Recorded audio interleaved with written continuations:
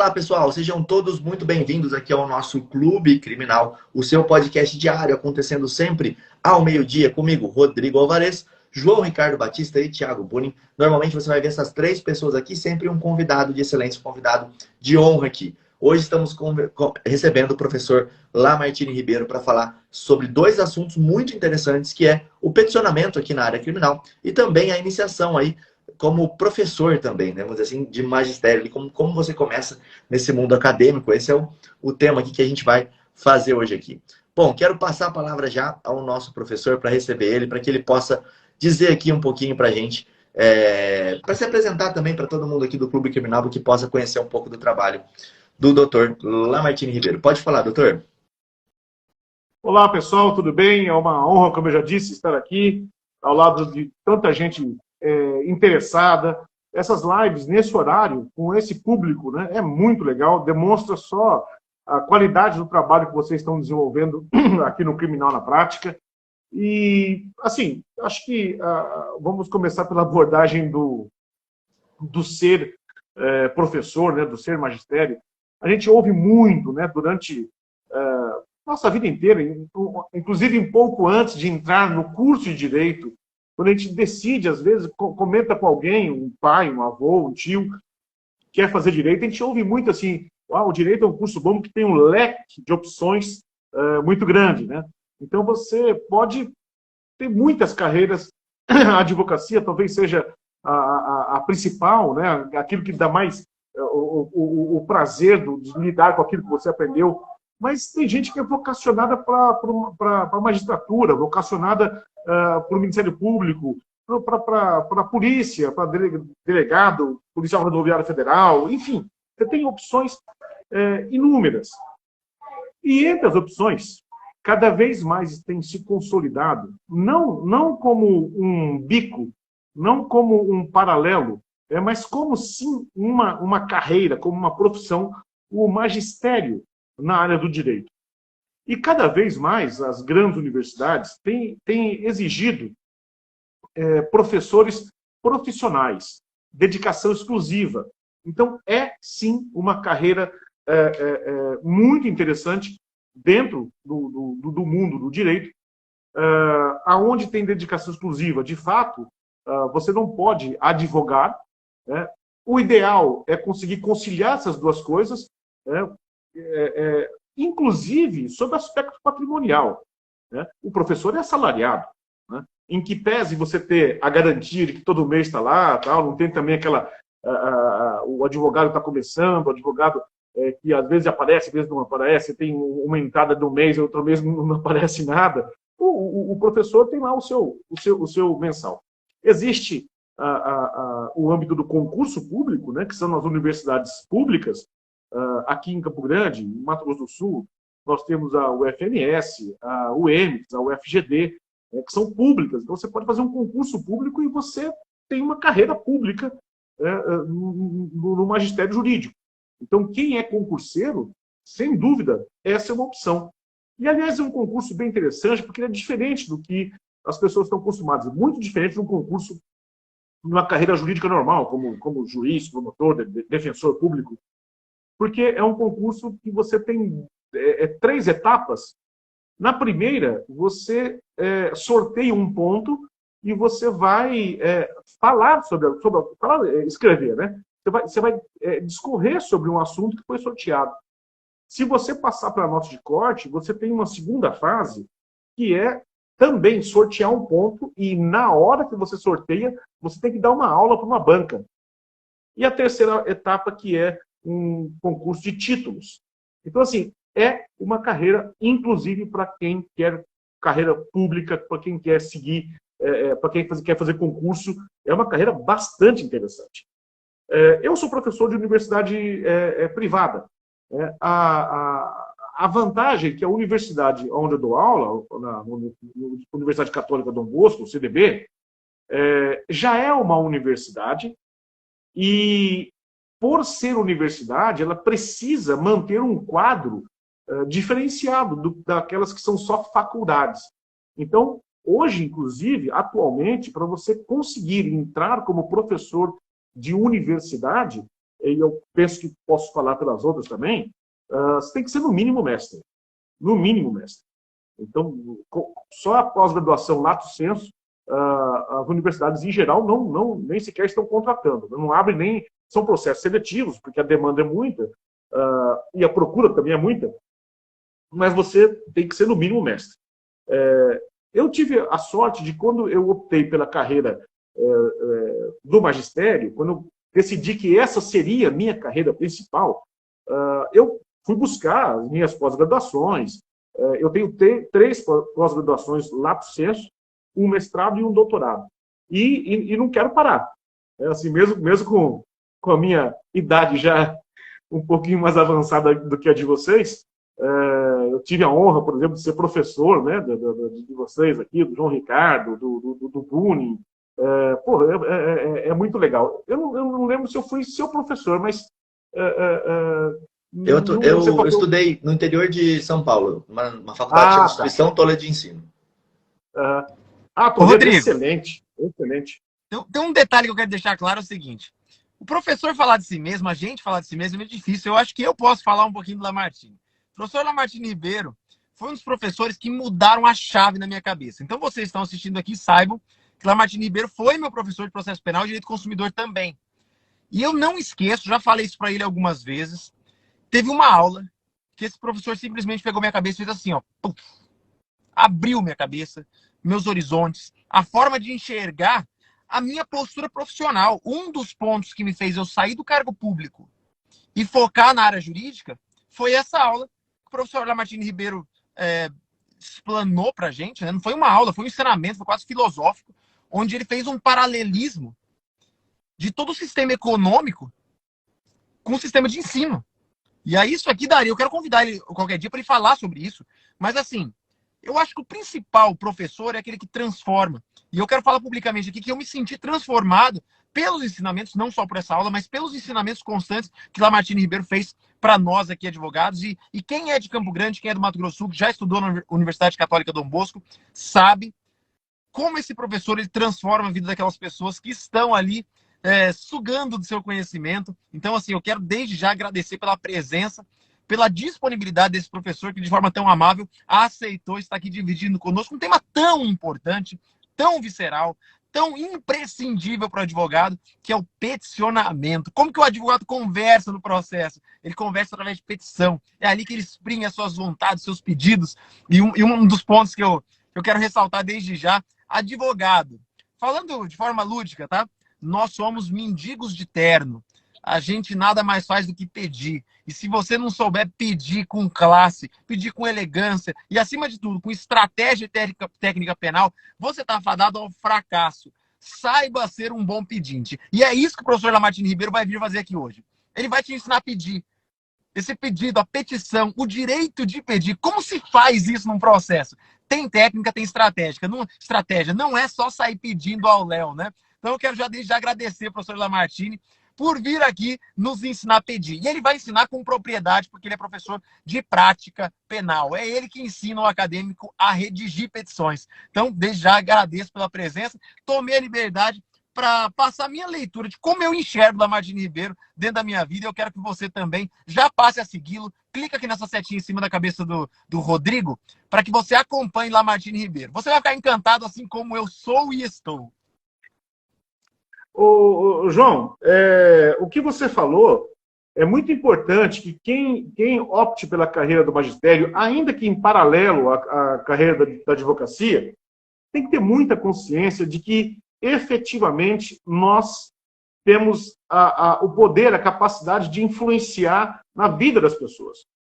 Eu pego a universidade como um todo, né? Nós pegamos jovens lá de 16 para 17 anos. Então, são muito jovens, e nós entregamos para o mercado com 21, 22 anos. Então, nós pegamos a pessoa numa formação também pessoal. Sabe? Os professores que têm essa consciência têm essa responsabilidade, sabe? De saber que você está, além da questão de passar uma matéria, de passar um conteúdo, nós estamos, sim, influenciando na cabeça desses seres que nós desejamos que saiam de lá com conteúdo, ok, com a matéria, ok, mas também, Rodrigo, com ética. sabe, com atitude ética, com comportamento ético no mercado, sabe? E eu costumo falar para meus alunos, em busca da felicidade. Em busca da felicidade. E muitas vezes não, posso dizer, a felicidade não está no retorno patrimonial. A felicidade você vai encontrar no exercício da sua vocação.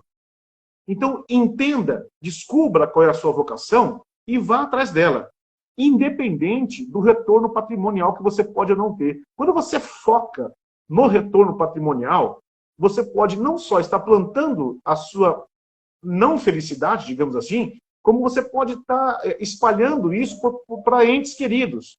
Então, o rapaz que, em nome de um patrimônio, elegeu algo que não é a sua vocação, o que ele vai transmitir para sua esposa, para os seus filhos?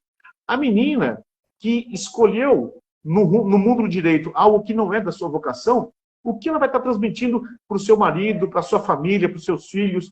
Então, assim, cara, evidentemente, neste momento em que nós vivemos, o advogado talvez tenha uma recompensa maior do que o magistério. A carreira pública, como é o caso do Rodrigo, ou na magistratura, talvez. Mas será que realmente... Eu costumo dizer o seguinte, vocês, espero que... não sei se vocês têm filhos, o Rodrigo e o João, mas vocês se coloquem na condição de filhos e pensem o seguinte, o que eu mais queria do meu pai? Era herança? O que eu mais esperava do meu pai? É herança? É patrimônio? É apoio financeiro? Não, cara. Só que, provavelmente, os nossos pais achavam isso e se esforçaram para nos dar algo patrimonialmente, quando o que nós queremos mesmo é amor, é um abraço, é um beijo, é um carinho, é estar com aquele cara do nosso lado, com a palavra de apoio. Não precisa do dinheiro dele, sabe? E quando nós nos colocamos desse lado, quando nós somos pais, nós devemos lembrar que a gente às vezes se esforça em coisas que não nos fazem felizes para poder dar alguma coisa para o nosso filho. Quando o que ele quer somos nós, como pessoa, como seres. E o exercício da vocação, por exemplo, o Rodrigo da Defensoria Pública, você tem que achar uma delícia fazer isso. Sabe? É gostoso, eu me realizo. Cara, quando eu dou aula, e tem dia que vai até de manhã e à noite, eu saio da faculdade 10h30, 10h40, eu saio cantando, sabe? Eu saio com uma energia, eu saio vibrando. Eu consegui dormir depois, cara, é muito difícil, porque, cara, é isso. Sabe? Cada dia que eu dou aula, eu me convenço de que é isso. Cada júri que o João faz, a gente percebe no João a alegria, a felicidade. Sabe? Ele transmite isso. Então, até para a gente poder virar o capítulo aqui, né? Para a gente falar da petição, finalmente, um recado que eu deixo é que vai na sua vocação e você vai ver o que é ser feliz. E acaba tendo como consequência o retorno patrimonial, sabe? Mas, cara, não troque, não troque. Ô, professor, eu vejo hoje a advocacia com um papel muito de professor, sabe? Então, o que você me falou, na minha cabeça, sempre deixou muito claro isso. Hoje eu vejo assim que o jeito mais fácil da gente conseguir ter sucesso, tanto na advocacia quanto em qualquer outra área, é sendo professor, porque uma hora eu vou ter que explicar para o meu cliente. Eu vou ter que explicar para o meu público final, eu vou ter que aparecer nas mídias sociais. Hoje, a advocacia, que não seja entrar em um escritório grande, trabalhar para alguém, eu vou ter que mostrar o meu trabalho. E para fazer isso, eu tenho que ensinar, de uma forma ou de outra. Então, eu, pelo menos, Rodrigo, quando fui começar a advogar, eu não sabia cobrar. Eu sempre falei isso aqui. Foi por isso que eu fiz concurso, única e exclusivamente por isso. Porque quando chegava na hora de cobrar do meu cliente final, eu não sabia como fazer. E eu não via uma outra forma a não entrar no escritório. E naquela época o escritório, acho que não sei se hoje continua, mas pagava R$1.000, R$1.200 por mês. E eu falei, pô, eu não quero trabalhar por R$1.000, R$1.200 por mês, eu acho que eu posso mais. Foi por isso que eu estudei para concurso. Só que hoje, minha cabeça mudou. E eu vejo assim, que o Instagram, as mídias sociais, elas trouxeram a possibilidade dos advogados ensinarem o seu público final. E claro, para você ensinar um outro profissional, tudo bem, você precisa saber, você precisa ter uma vivência prática de alguma coisa ou saber alguma coisa. Mas para você ensinar o seu público final, o seu cliente final, você precisa saber do direito dele. Então é mais superficial, vamos dizer assim, o ensino que você tem que fazer para o seu cliente final. Então eu não consigo dissociar, por isso que eu acho tão importante essa sua fala. Hoje em dia, a profissão advogado da profissão professor. Em um momento da sua vida, você vai ter que explicar. O João, o que ele é no júri? Ele é um professor dos jurados, né? Ele tem ali transmitir aquela paixão, aquela energia, senão não vai funcionar. Então, eu acho muito importante, assim, e me tocou, assim, nesse ponto, de um lado. Porque quando eu comecei a dar aula também, e até ontem me perguntaram isso, em que faculdade você dá aula? Eu falei, uma faculdade que chama YouTube.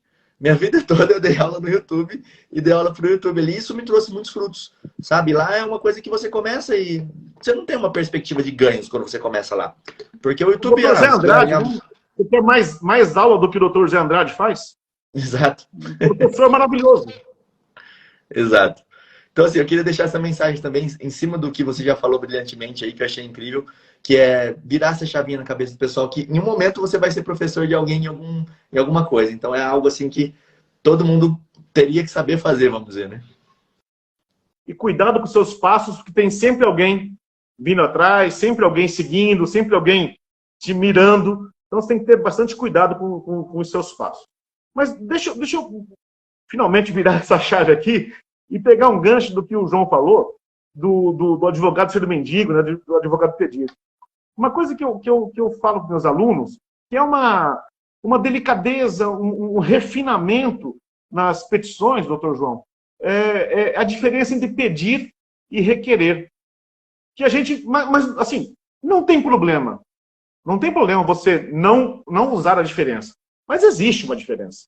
Então, assim, entrando agora nesse assunto, porque eu vejo que é muito comum tocar o bonde, manda por cima, pedir ou requerer. Eu costumo dizer o seguinte, existem graus de você solicitar alguma coisa. Então, por exemplo, o Ministério Público ele tem poder requisitório. Só que requisitar é uma ordem.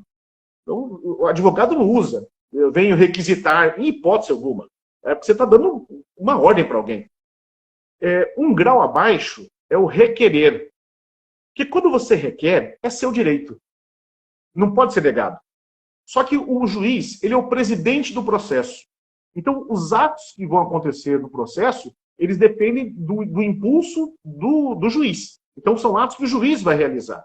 Mas alguns desses atos são direitos nossos. Um exemplo clássico, assim, a testemunha no procedimento ordinário, as 8 testemunhas do procedimento ordinário, que é meu direito. Ele não pode negar. Então, eu não vou pedir a oitiva das testemunhas, eu vou requerer. É meu direito, mas é um ato que ele vai executar, ele vai realizar, como presidente do processo. Então, aí eu uso o requerer, né, para deixar claro que, olha, estou requerendo e tem que ser feito. Né? Tanto é que, por incrível que pareça, não existe recurso para isso. Então, se o juiz, se eu coloco as minhas 8 testemunhas e o juiz se nega, por exemplo, a ouvir uma delas, não existe recurso. O 581 não fala sobre esse tipo de recurso, porque não é uma decisão possível para o juiz. Ele tem que intimar. Se ele não intima, as minhas 8 testemunhas, eu entro com mandado de segurança, eu entro com uma ação de impugnação. Né? Porque, vejam, nem sequer recurso para isso existe. Ô, professor, e o pedido... diga. Não, olha que interessante. Eu recebi na prática aqui, né? Recebi um comunicado que... Não foi um comunicado, né? Recebi uma dúvida de um advogado falando justamente esse ponto. Falando para mim que, olha, eu fiz o requerimento das minhas testemunhas e o juiz falou para mim, me explica por que você quer ouvir essas testemunhas, porque senão você vai ter que trazer elas independente de intimação. Eu não vou intimar essas testemunhas mais. Olha que situação maluca, né? E perguntou, o que eu faço nessa situação? Pode isso? Não pode isso? E é justamente em cima desse ponto que o senhor está tratando aí, né? Para vocês terem uma ideia do quanto que eu estou falando tem uma base, inclusive na própria legislação, repito, não tem recurso. Se o juiz nega ouvir uma testemunha, não tem recurso. Por que não tem recurso? Porque não é uma decisão possível para ele. Né? E aí entra o menor grau, que é o pedir.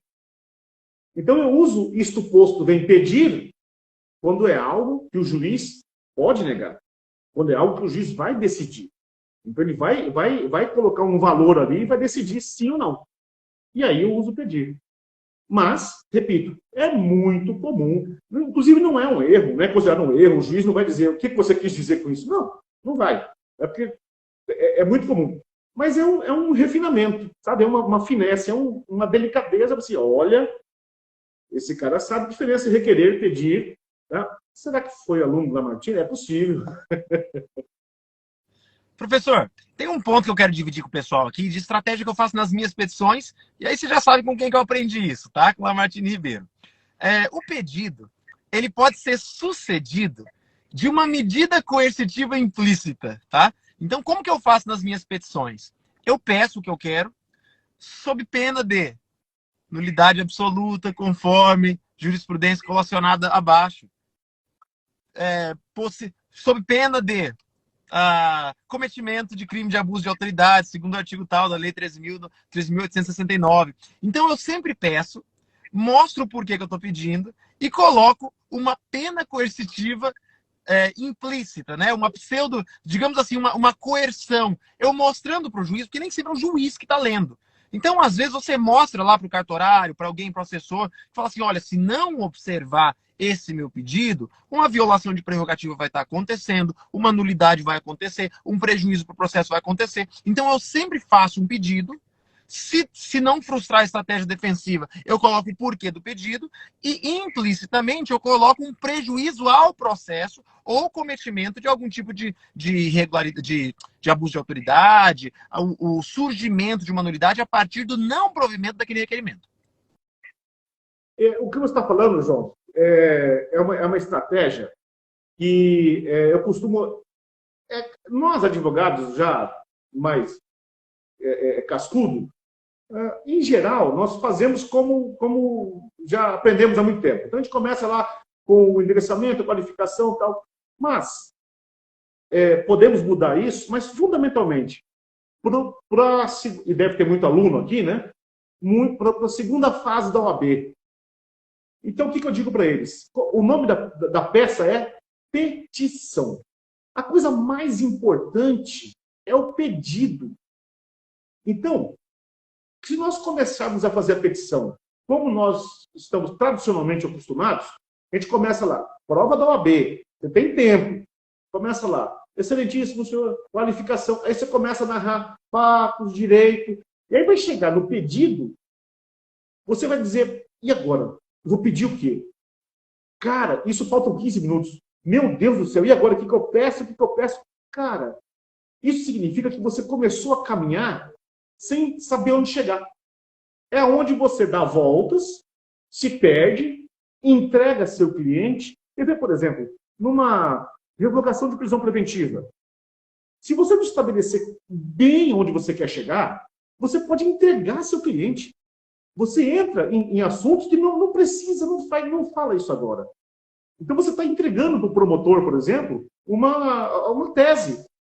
Excelência, revogação de prisão preventiva. Qual é o foco? O que você quer? Então você não vai tratar do caso. Você não vai dizer que foi legítima defesa. Você não vai dizer que foi negativa de autoria. Não entra nessa. Não entra nessa. Um habeas corpus, por exemplo. O objeto do habeas corpus é a liberdade, 647, 648. Você não, a não ser que tenha algum ponto de contato com o fato em si, você corre o risco de estar confessando para o seu cliente.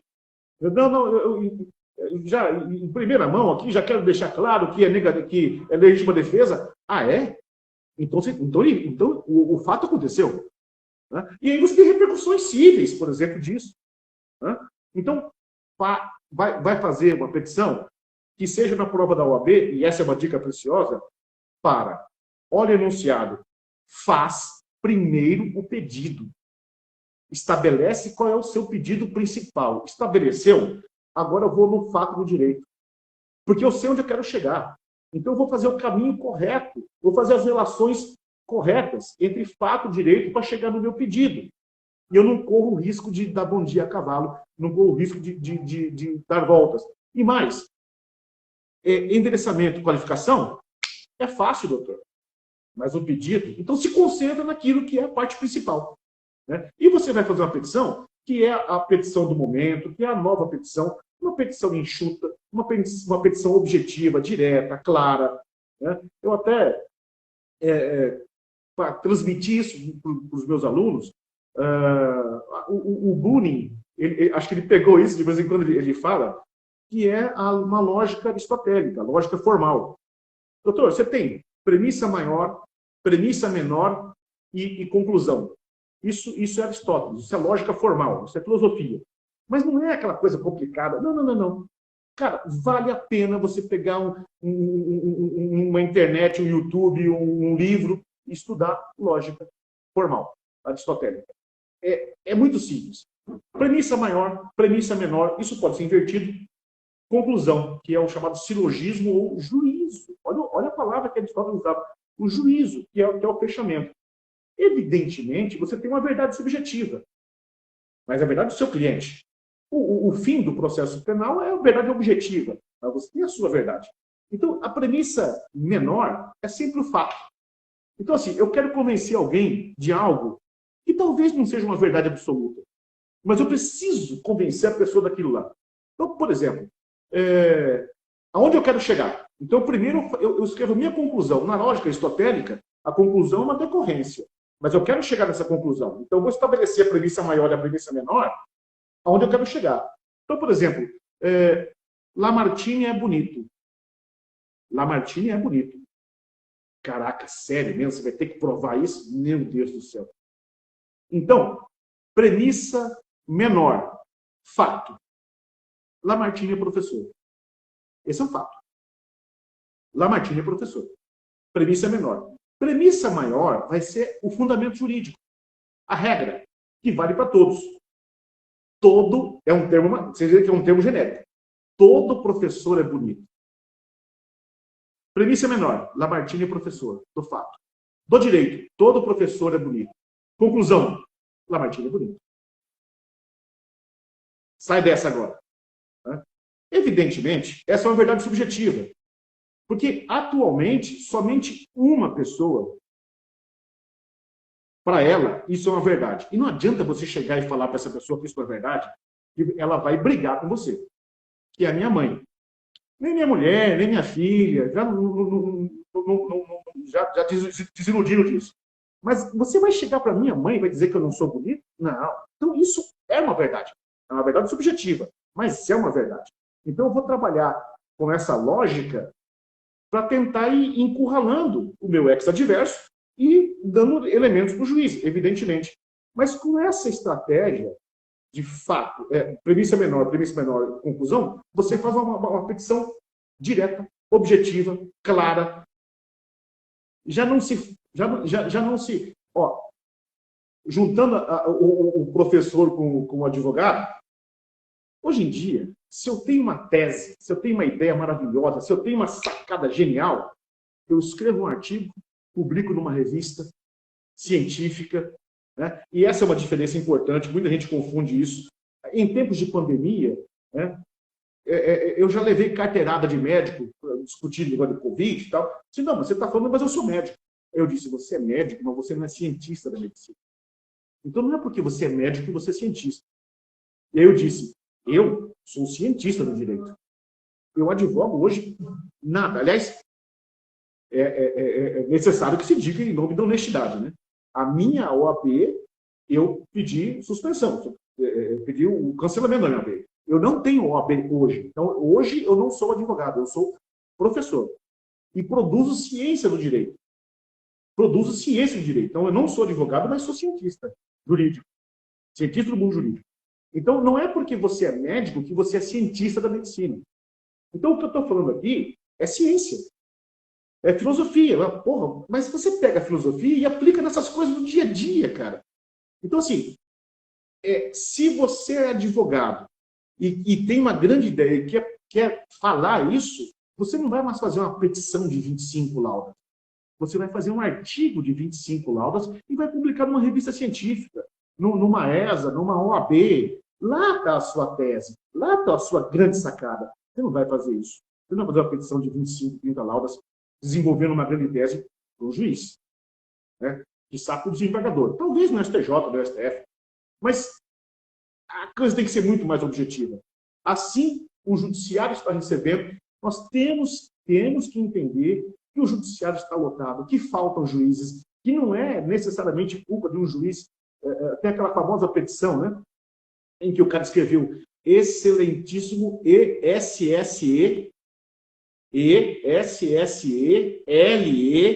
Lembra disso? Excelentíssimo. Aí o juiz falou assim, cara, o advogado não sabe nem escrever. Eu falei, não, doutor, você não entendeu. Excelentíssimo juiz, né? Eu, pô, você está me ofendendo.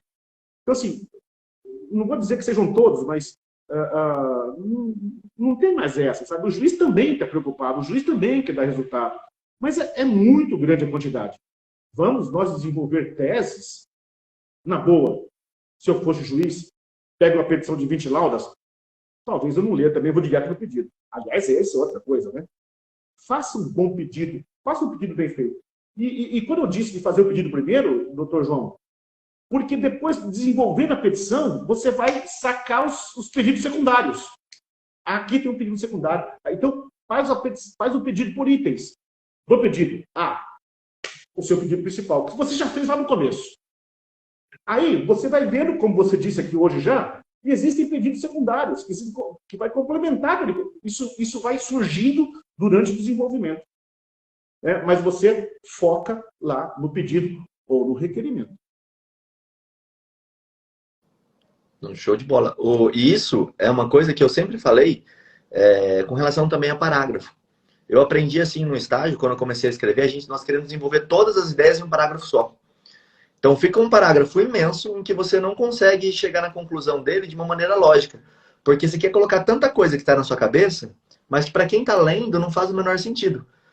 Então eu aprendi uma vez no estágio e isso eu levei para minha vida. 3 linhas no máximo cada parágrafo. Não interessa. Se você não conseguiu desenvolver, vai para o próximo. E não importa que vai ficar dividida a ideia. Tudo bem que, tecnicamente, para um escritor, isso não faz tanto sentido. Mas no direito vai fazer. Confia que vai dar certo. E essa ideia de desenvolver o pedido antes, ela é fantástica. Porque as pessoas elas começam a se perder. Elas começam, na petição, não saber que caminho que elas precisam traçar. E aí fica confuso.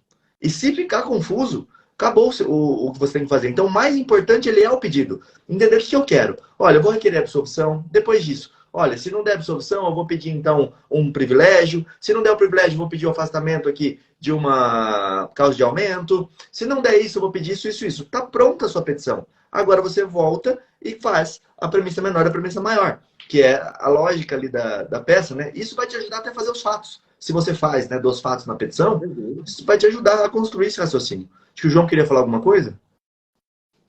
Rodrigo, só 2 pontos que eu quero, na verdade, exemplificar o que o professor falou. Uma das coisas que me ajudou muito no Tribunal do Júri foi estudar heurísticas por aproximação.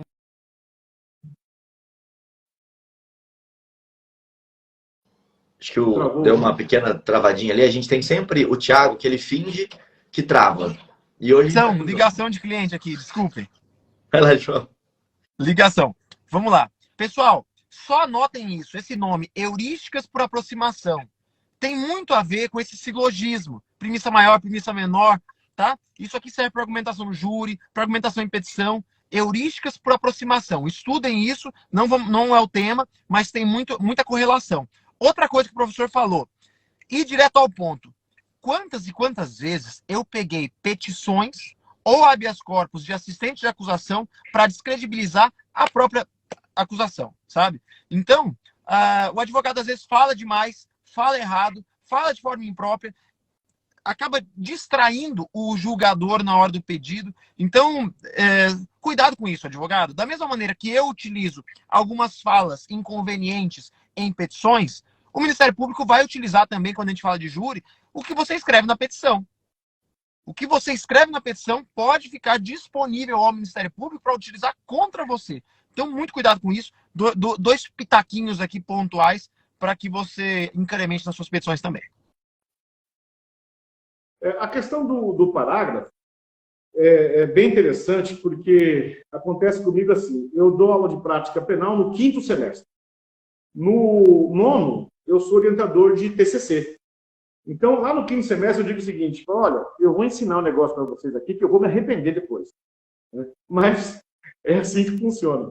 Que é justamente a questão do parágrafo. Então, assim, cientificamente, no TCC, no artigo que vocês forem publicar numa revista, o parágrafo ele deve conter uma ideia. Então, assim, vocês podem abrir um livro, um bom livro, um bom livro, sei lá, Auri Lopes Júnior. Abre o livro e pega um parágrafo. Você vai ler o parágrafo e você vai entender o que está escrito ali. Está fora de contexto, que está lendo só aquele parágrafo. Então, mas você entende o que está escrito ali. Então, o parágrafo é grande, mesmo, porque ele começa e encerra uma ideia. Fora de contexto. Se você ler o capítulo inteiro, o livro inteiro, você vai entender, você vai contextualizar o parágrafo. Mas na petição, então, essa é a regra de parágrafo, no português correto. Um parágrafo tem conter a diferença entre ponto na mesma linha e ponto parágrafo. Aí chega na petição, a gente chuta o balde, doutor. Então, cada ponto na mesma linha vira um ponto parágrafo. Eu costumo fazer um pouco maior do que você, doutor Rodrigo. Eu costumo dizer de 4 a 6 linhas é uma média aceitável. Aí fica... Mas é só uma questão de estilo. Uma questão de estilo. E aí eu mostro para eles o seguinte.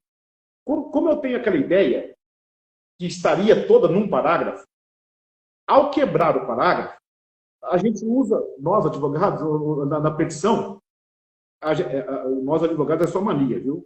Diz que eu não sou advogado. A gente faz os conectores. E aí surgem aqueles vícios de linguagem que são para dizer ao leitor que, apesar de eu ter mudado de parágrafo, eu estou falando da mesma coisa. Aí entra o outro sim, ademais, desta forma. Aqueles línguas nesse diapasão, né? Aquelas coisas que vício de linguagem, que o leigo, né? O leigo olha e fala assim, esse cara está falando outro sim, ademais, advogado. Só pode ser advogado. Então, por que a gente coloca esses viciozinhos? Para dizer ao leitor que, apesar de ter mudado de parágrafo, estou falando da mesma coisa. É por isso que a gente usa, né?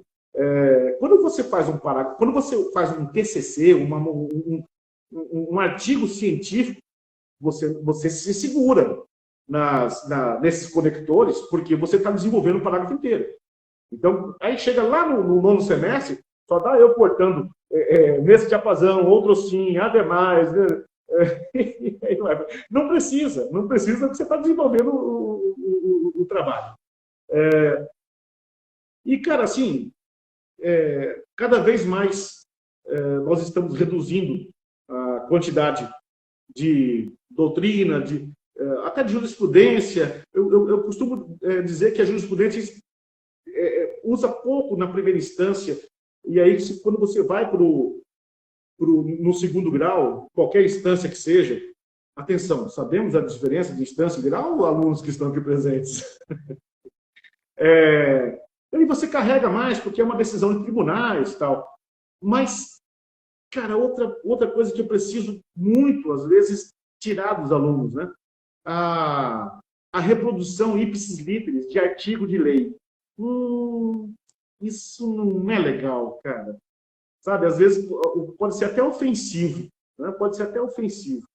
Então, você pode citar, né? Cara, habeas corpus com o artigo 5º da Constituição reproduzido, não me faça isso. Professor, eu costumo dizer o seguinte, eu acabo não lendo nada que a pessoa recua. A pessoa recuou, eu já acabo pulando para o próximo, porque normalmente é uma jurisprudência que não está colocada legal, ou então um artigo de lei que eu não preciso saber naquele momento, ou então uma citação de algum livro que está tentando me convencer de uma tese que não é por ali que eu quero ir. Mas eu estou errado, eu sei que eu estou errado. Mas para facilitar a minha leitura, eu acabo pulando. Além de que, né, como defensor, você tem uma carga também muito grande, né? Mas a citação recuada é artigo de lei, norma, depoimento, doutrina e jurisprudência. Onde eu recomendo fazer a recuada, porque você está trazendo um texto que não é seu para dentro do seu texto, né? Então, assim, um ou outro pitaco que vai enriquecer a sua... ok. Mas exagerar nisso, você perde a sua fala.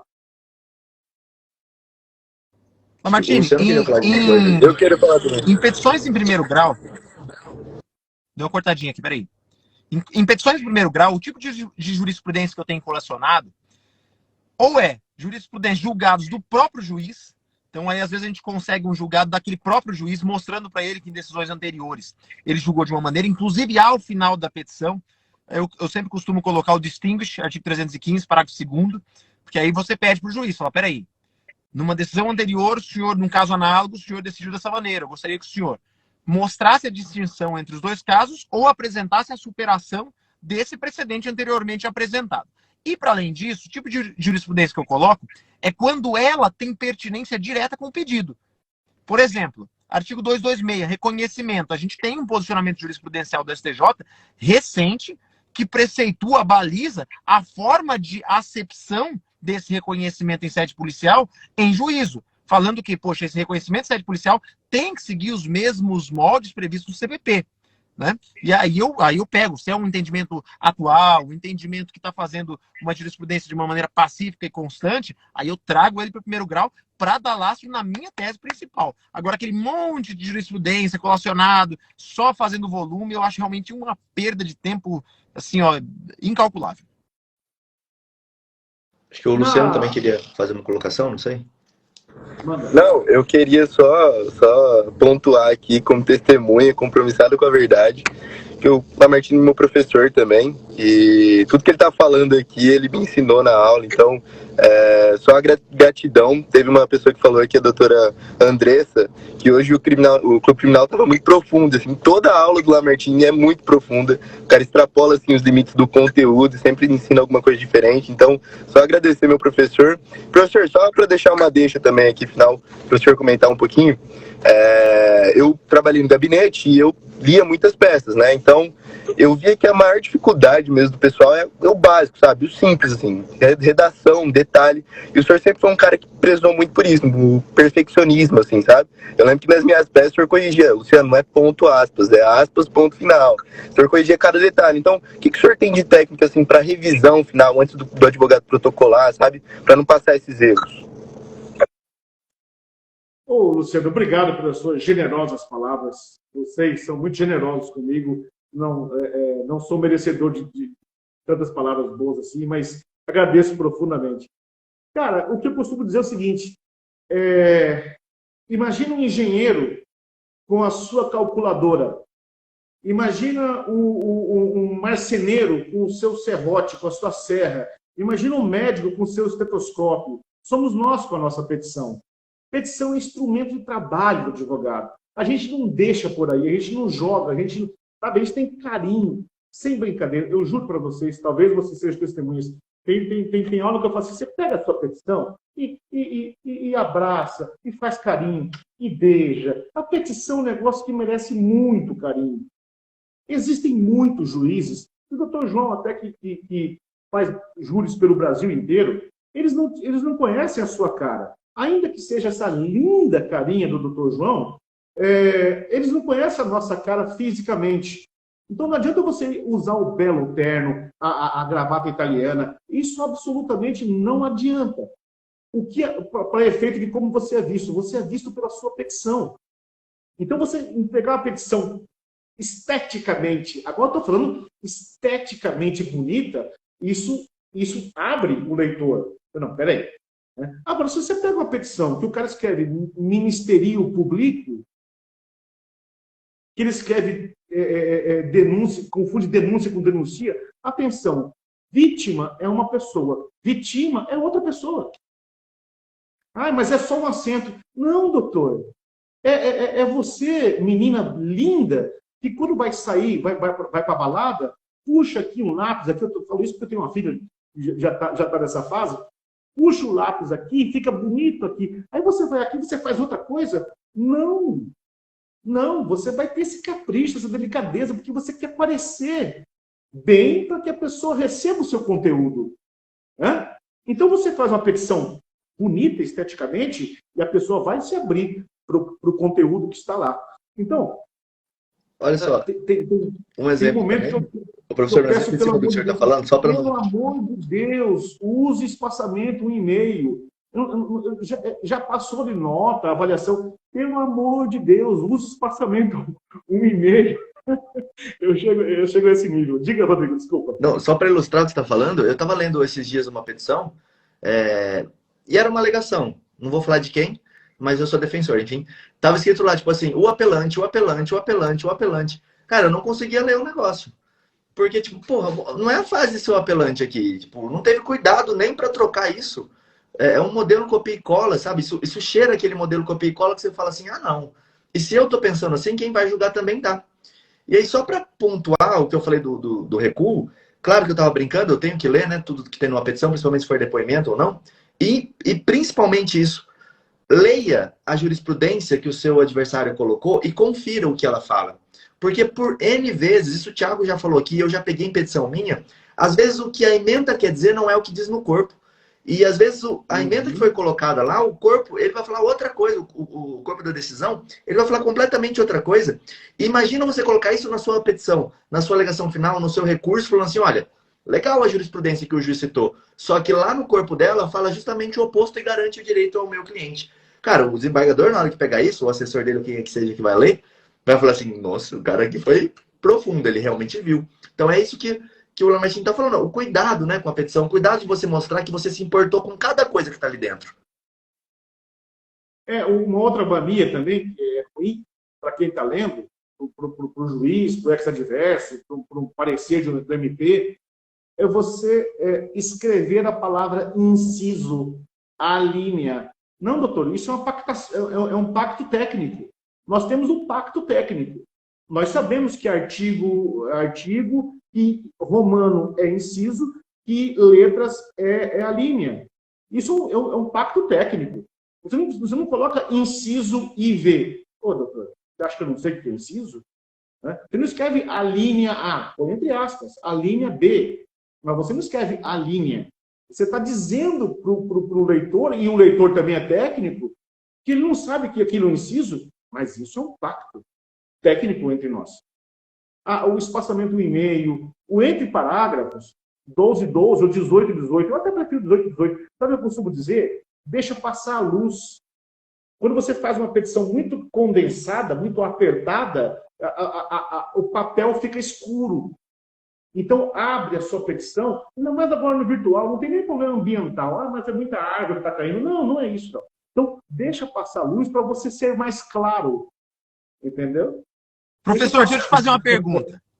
E aquelas petições que é uma gritaria? Começa a fonte 12, daqui a pouco vira no ponto fulcral, naquele ponto de destaque, já bota a fonte 22 sublinhado, negrito, com amarelo atrás, piscando, plim, plim, plim. E caps lock. Olha, tem um negócio que aqui, ó, no Word, às vezes a pessoa faz a petição sem alinhar à direita. Então tá tudo para a esquerda. Aí fica aquela petição toda rebolando assim, né?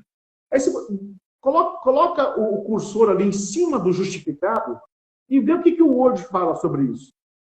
O texto fica mais elegante, mais claro. O Word fala isso. Sabe? Então, cara, não exagere nos gritos. Então coloca caixa alta, negrito sublinhado. Pô, você está gritando com o juiz. É que nem a nova ética, ainda. Né? Já pegou as petições que aumenta a fonte. A ética, muda a fonte, né? A ética do WhatsApp, né? Esses dias eu mandei uma mensagem para uma menina, uma aluna, respondendo ela, e eu esqueci de tirar do caps lock, da fonte da caixa alta. Eu mandei todo em caixa alta. A menina respondeu assim, professor, por que você está gritando comigo? Não, muito bom. E outro detalhe que a gente tem hoje em dia, que as pessoas não perceberam, era que o recuo na margem esquerda aqui do teu papel, ele servia por causa do furador do processo. Se você não tivesse esse recuo para cá, a tua petição ficava elegível, porque na hora de furar ela para entrar no encadernaamento ali do processo, ela ia furar. Só que hoje em dia é o inverso, porque a assinatura digital do documento, ela vem do outro lado da petição. Então as pessoas elas continuam deixando um recuo para cá e elas não recuam para cá. E aí acontece o quê? Quando vai assinar, assina em cima do texto. Cara, isso não dá para ler. Não precisa mais do recuo. Se você não está trabalhando em um processo físico, não precisa mais recuar tanto do lado de cá. Recua agora do lado de cá. Inverte o que você fazia, porque aí a assinatura ela vai ficar bonitinho ali. Então, às vezes é um cuidado que acaba com a sua leitura da petição. é engraçado isso, coisa de velho, né? Olha lá, o Dr. João está mostrando. Põe mais pra trás, João. Coisa de velho. Ah, tá gritando. Ah, tá gritando, muda a fonte. Parece colagem de jornal isso aí, cara. Colou uma reportagem. Não foi meu aluno. Eu tô tampando aqui para não aparecer o escritório que escreveu isso aqui, né? Mas você vê, ó. Uma fonte bem pequenininha, daqui a pouco tem um gritão aqui, ó. Bem grande, tudo preto, daqui a pouco grifado, sublinhado. Isso aí. E o que o doutor Rodrigo falou, existiam portarias do diretor do foro dizendo qual o tamanho das margens. Acontecia, é incrível isso, mas acontecia a gente chegar para protocolizar a petição física, o cara do protocolo, com uma régua, ele media a nossa petição para saber se estava dentro do padrão e ele recusava o protocolo. Você, amigo, você está maluco? Não, mas está aqui a portaria do... E foi isso aí, é Código de Processo Penal, Código de Processo Civil, no caso, é 319. Isso aí é... Não, mas não, assim nós não vamos aceitar. Com régua, medindo, a partir de... Porra, sério? Isso não existe mais. Inclusive, aquele espação, né, entre o endereçamento e a qualificação, que era para o juiz despachar a mão. Então, aquilo só faz sentido hoje em dia se você for fazer lá um despacho de orelha, né? Você vai lá com a sua petição, você vai conversar com o juiz, às vezes é uma coisa urgente mesmo, aí você deixa a espação. Não faz mais sentido aquilo. Mas acabou virando uma tradição entre os advogados, aquele espaço, né? E aí uma dica de ouro. Eu sei que muito pouca gente faz isso, às vezes é mais começando, estudante e tal. Mantenha toda a qualificação na primeira página. Não quebra, nem que seja no virtual, não quebre a qualificação para a segunda página. Então, esquece aquele espação lá em cima, mas faça a qualificação, são 2, 3 réus, procura colocar tudo ali. Né? E você começa os fatos, se for o caso, na segunda página. Não precisa abrir uma nova página para cada item. Dos fatos, página nova. Não. Pode tocar o bonde. Mas sempre deixa a qualificação na primeira página. Isso para o pessoal do cartório, o pessoal que trabalha, é de um valor inestimável.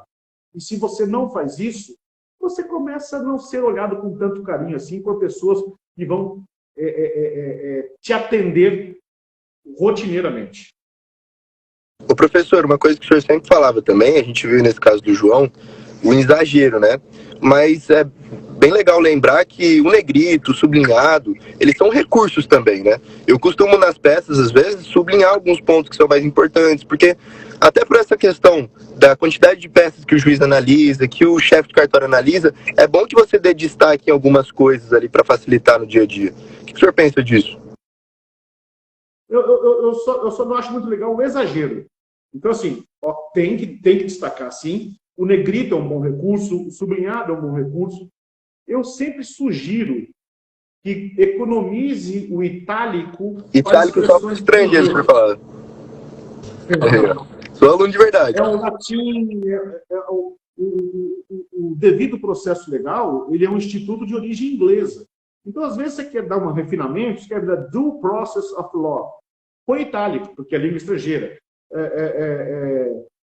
Sine qua non, sabe? A priori, se você colocar esses exageros, às vezes nem precisa, né? Economiza, né? Mas tem alguns institutos que são em latim. São conhecidos em latim. Ok, guarda o itálico para isso. Porque se você for reparar, o itálico, negrito, sublinhado, você polui o texto. Fica ruim de ler. Né? Fica um texto muito, muito amarrado. E, cara, é aquela coisa do menos que é mais. Nós, brasileiros, somos habituados a um tipo de leitura desde a infância. Então, esse alinhamento das duas laterais, das duas margens, tudo alinhadinho, e se não for pedir muito, se não for ofender o seu estilo é um negócio que tem que ser respeitado. Mas nós somos acostumados a ler com recuo de primeira linha do parágrafo. É livro, é gibi, é revista, é PDF, tudo. Então, quando você faz uma petição, respeite o seu estilo. Mas se você faz uma petição que vira uma caixinha, o seu parágrafo, sem recuo da primeira linha, é meio estranho para a nossa cultura de leitura que vem desde lá da quarta série, quinta série. Né? Então, se puder deixar uma primeira linha, você dá mais mais suavidade, o texto fica mais tranquilo de ser lido. Professor, é aquele recuo que começava no meio da página? Aí é estilo, né? Acho que, por exemplo, o doutor... Posso citar aqui umas petições assim? O doutor René Siuf, é muito, muito bonita a petição dele, estou falando esteticamente, né? Muito bonita a petição dele, e ele usa um recuo bem grande na primeira linha. Você pode pegar o recuo do Siuf, é sempre bem grande. O Ministério Público costuma usar o recuo inteiro na qualificação. A qualificação deles é um recuo inteiro. Não, isso é meramente estilo. Quando eu vou dar aula de denúncia para os meus alunos, eu falo, ó, o Ministério Público do Mato Grosso do Sul tem esse estilo. Mas é estilo. Você não precisa... A denúncia não tem que ter isso. A petição é 319 do CPC, doutor. 319 é simples, é boba. Lá não está dizendo... Inclusive, lá não diz que você tem que colocar nome de petição. No 319 não diz que tem que colocar habeas corpus, tem que colocar revogação preventiva, tem que colocar denúncia, nem sequer diz isso. Então eu costumo dizer o seguinte, ó, chame a atenção para o que é o mais importante naquela parte da petição.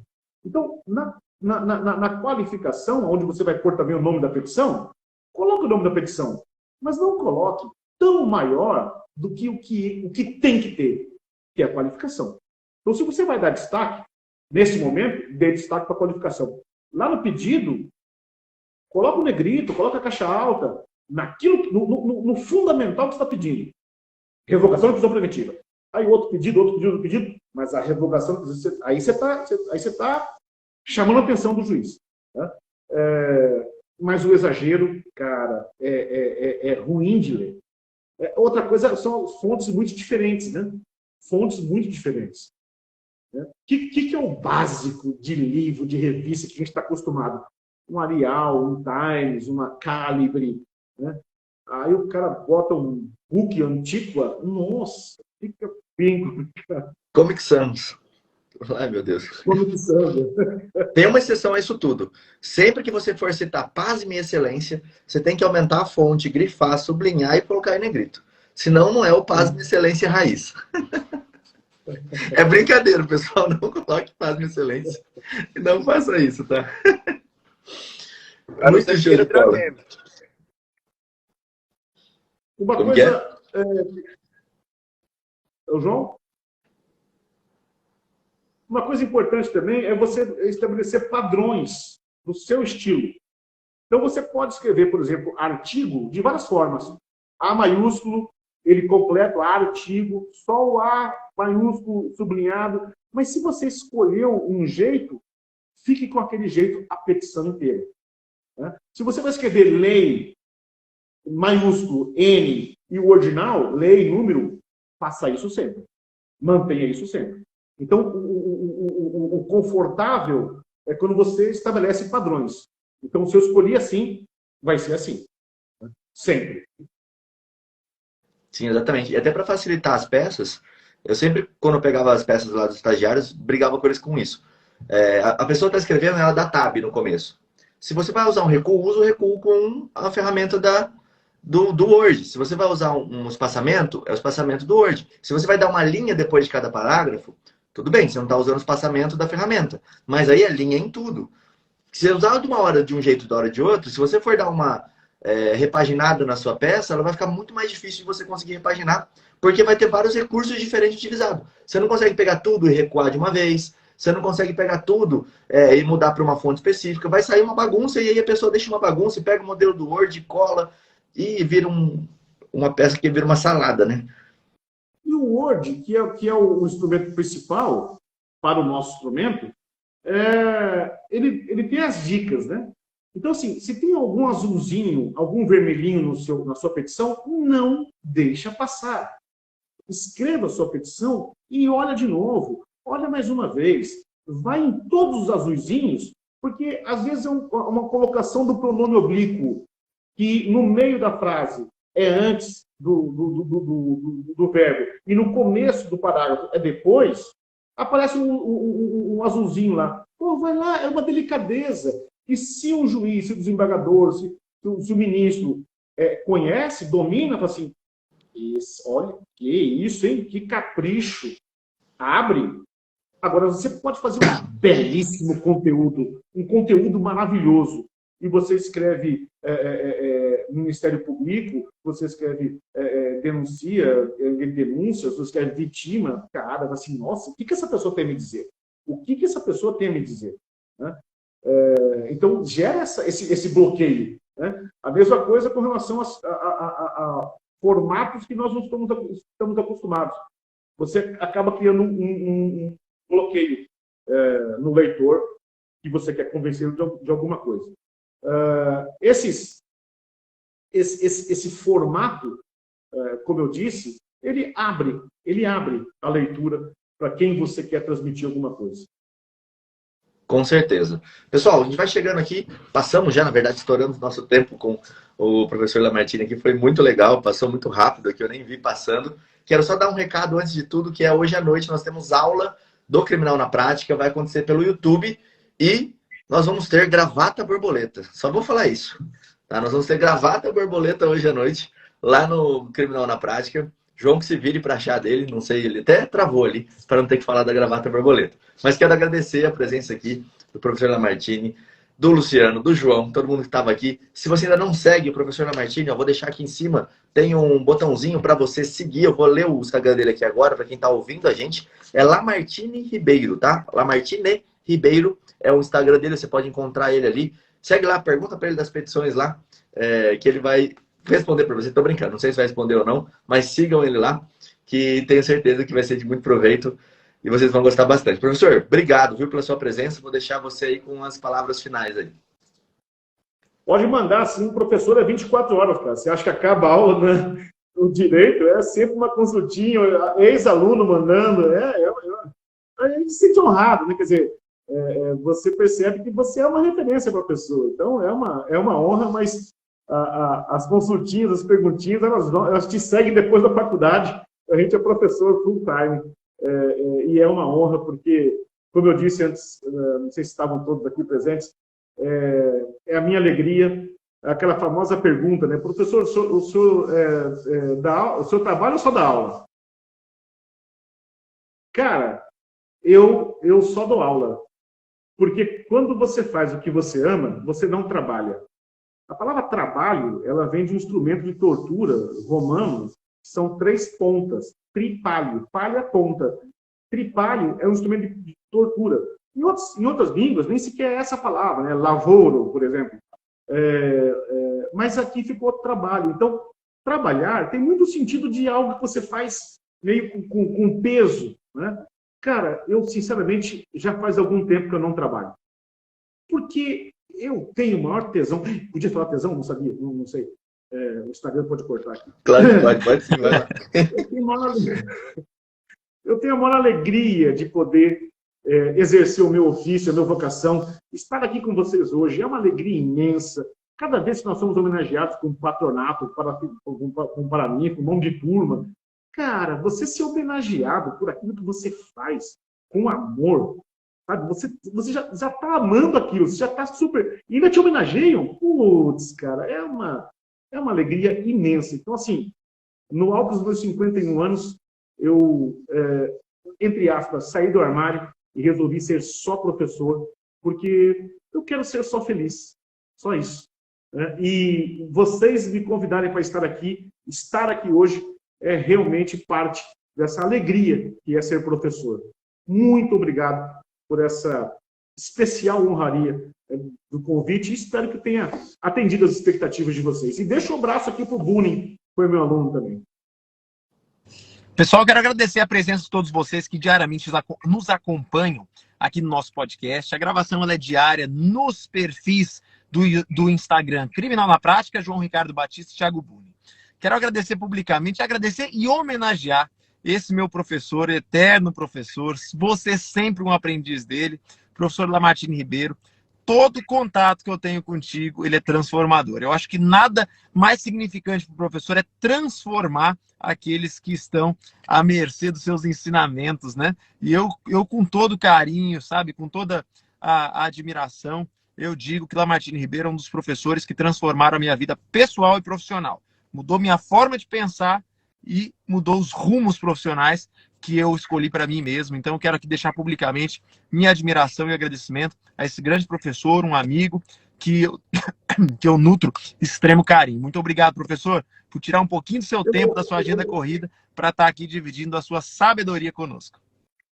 Desculpa esticar um pouquinho, Rodrigo, mas só para dizer uma coisa. O João é um daqueles alunos que eu tenho tranquilidade, orgulho de indicar para pessoas que me procuram.